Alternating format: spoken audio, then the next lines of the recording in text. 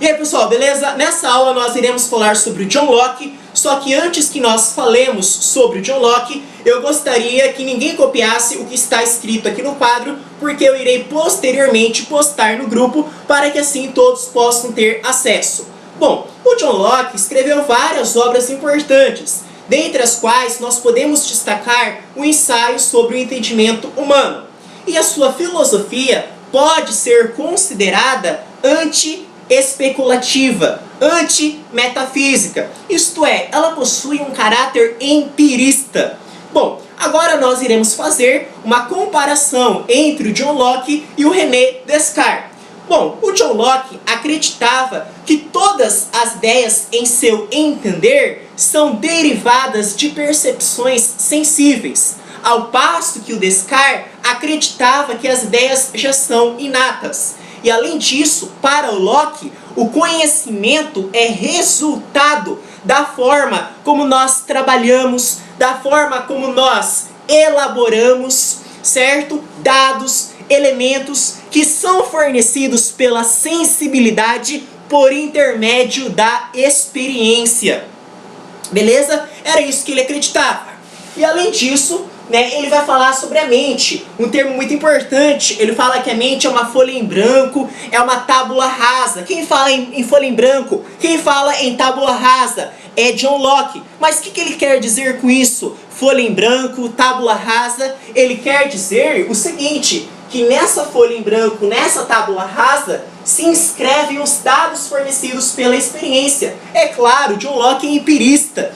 Como assim? Ele quer dizer que as ideias captam, elas captam, por assim dizer, porções do mundo real e as alojam em nossa mente. Então, as ideias captam, por assim dizer, porções do mundo real. Uma porção aqui, outra porção aqui, outra porção aqui. Então, as ideias elas captam essas porções do mundo real e as alojam em nossa mente, aqui na nossa mente. Bom, e aí, os empiristas normalmente se baseiam no lema de Aristóteles: nada está no intelecto que não tenha passado pelos sentidos. Para Locke, não seria possível conhecer as coisas em sua essência. O que quer dizer essa frase? Para Locke, olha só, vou repetir. Para Locke, não seria possível conhecer as coisas em sua essência.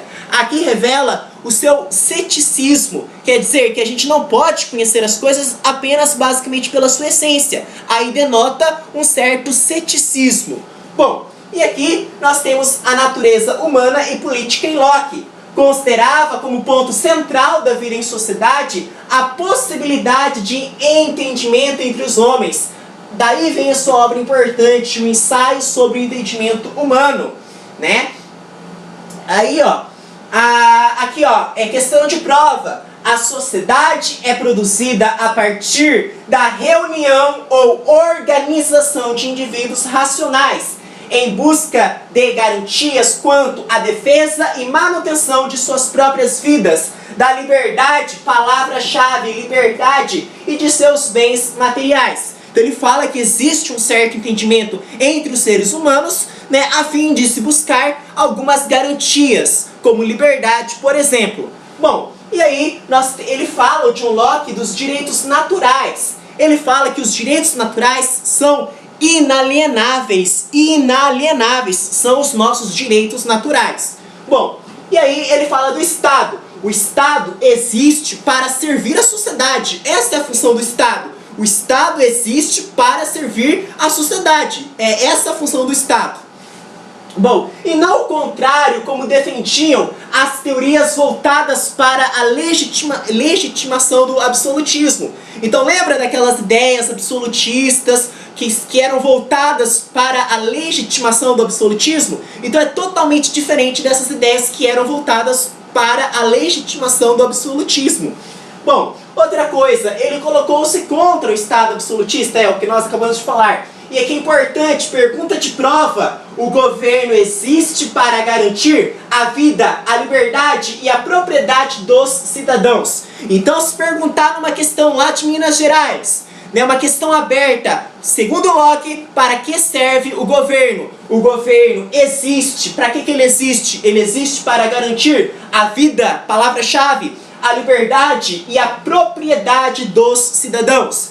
Vida, liberdade e propriedade dos cidadãos, podendo ser derrubado pelas armas da revolução, caso isso não ocorra. Aqui importante, a revolução armada é assim legitimada e justificada pela própria concepção liberal. Então ele quer dizer que o Estado ele tem a sua função, né? E o Estado existe para servir a sociedade, né? Que o governo existe para garantir a vida, a liberdade e a propriedade. E que se o governo não tiver isso, as pessoas podem, né, se levantar, pode acontecer uma revolução armada para derrubar esse governo, porque elas estão fazendo uso, né, isso é justificado, né, esse ato de ir, né, de praticar uma revolução é justificado caso, né, o governo não esteja fazendo aquilo que deveria fazer. Bom, aí o Estado só existe em função de acordo e consentimento dos indivíduos racionais, organizados em sociedade em nome da defesa da propriedade. E outra coisa importante que o John Locke vai ressaltar ainda vai ser a divisão dos poderes. E para terminar, eu gostaria de ler, né, um trecho, uma obra do John Locke. Olha só, na verdade um trecho de uma leitura dele, né, que é um escritor que escreveu, que fez um poema sobre John Locke. É rapidinho, olha só. Sobre Locke: a rede dos sentidos, lançada ao mundo, volta cheia de experiências. A mente molda-se pelo que capturam os sentidos. Então não vamos ficar só lendo, vamos ler e explicar o que está falando aqui. Então fala assim, né? A rede dos sentidos lançada ao mundo volta cheia de experiências. Quer dizer, o ser humano, né, vive em sociedade e nesse contato com a sociedade, a mente ela vem cheia de ideias, né? É o que nós falamos aqui, que para Locke as ideias em seu dizer, elas são o quê? Elas são resultados da experiência, né? Que nós falamos aqui, ó, né? Que elas são resultados da experiência. Todas são derivadas de percepções sensíveis. E essas percepções sensíveis são adquiridas, evidentemente, através da experiência, tá? Vamos nos fazendo mentalmente, arrancando ao mundo imagem e múltiplos significados. Não haverá ideia inata. O que sabemos a respeito de nós mesmos e do mundo em que vivemos vai se construindo enquanto crescemos e envelhecemos. Os homens são concebidos como seres racionais que buscam entendimento em função da preservação de si mesmos e da propriedade. Propriedade que tem como fundamento o trabalho dos corpos e que não é só coisa, mas também liberdade e condição de vida ou mesmo de revolta. Que foi escrito pelo Jarbas Henrique de Andrada. Beleza? Muito obrigado!